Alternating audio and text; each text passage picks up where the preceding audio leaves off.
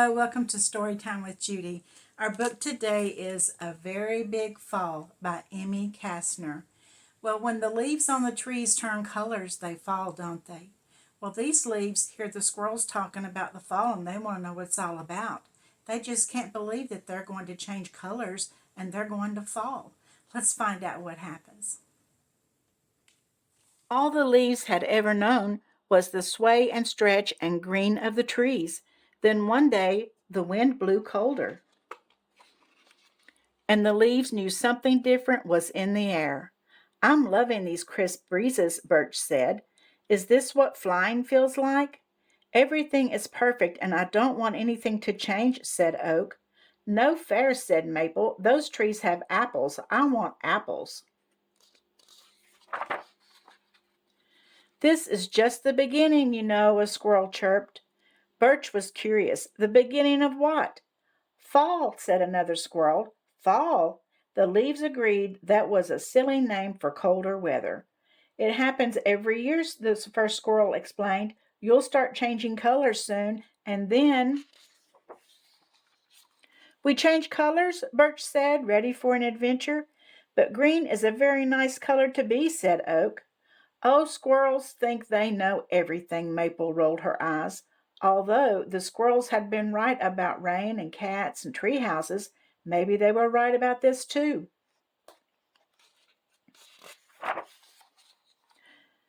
Turned out Oak loved being yellow, and Birch was quite impressed with her bold new hue.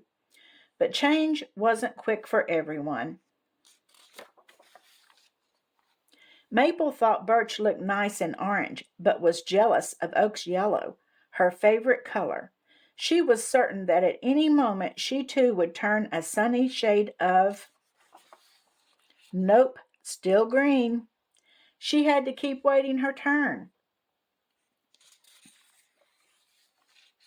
Amidst the changes, the leaves were still leaves. They couldn't help but listen to the conversations below. "Ooh," squealed Birch. "Look, pie."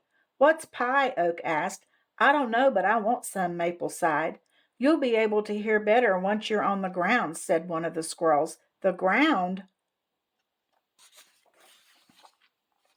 The treetops erupted. "What? How fast will I go? We fall? That's too far down. What about the trees? Down there? I'm nervous and excited. No, thank you. Will it hurt? What if a friend isn't ready to fall? Can I go first?"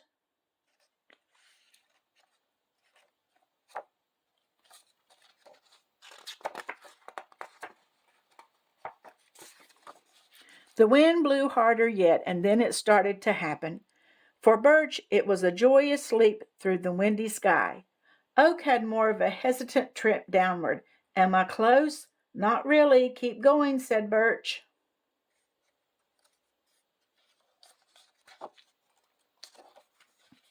Maple was still high in the branches, alone. She was not yellow. She was not falling.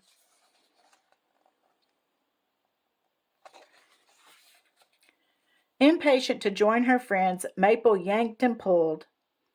"I'm not sure I'd be in such a rush to get down there," said one of the squirrels. "There are bottoms of boots and gutters. Oh, and dogs and rivers and rakes." Maple stopped tugging.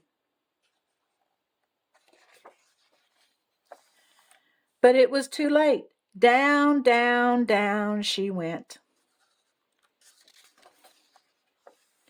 Somehow the world seemed bigger on the ground. Maple was telling her friends about the boots and the rakes when there was a sudden gust and then a whoosh. And the leaves were swept into a topsy-turvy swirl. "Is that a gutter?" Maple shouted. "That must be a rake," said Oak. "Do I smell pie?" said Birch. That's when they heard a whisper. "There you are," and met a someone. She held Oak, Birch, and Maple close to her chest because that's what you do with very special things. The girl listened closely. "See that? I'm a pirate," said Birch. "Can you draw me bravely carrying 10 leaves down the tree?" Oak asked. "You know, I always knew I'd be red," said Maple.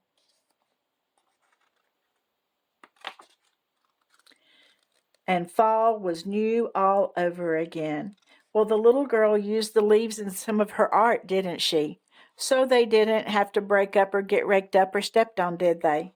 But every year when fall comes, the leaves do change colors and they do fall, don't they? And then we have winter. I hope you enjoyed the story, and don't forget to come back tomorrow for another one. Don't forget to subscribe and like. All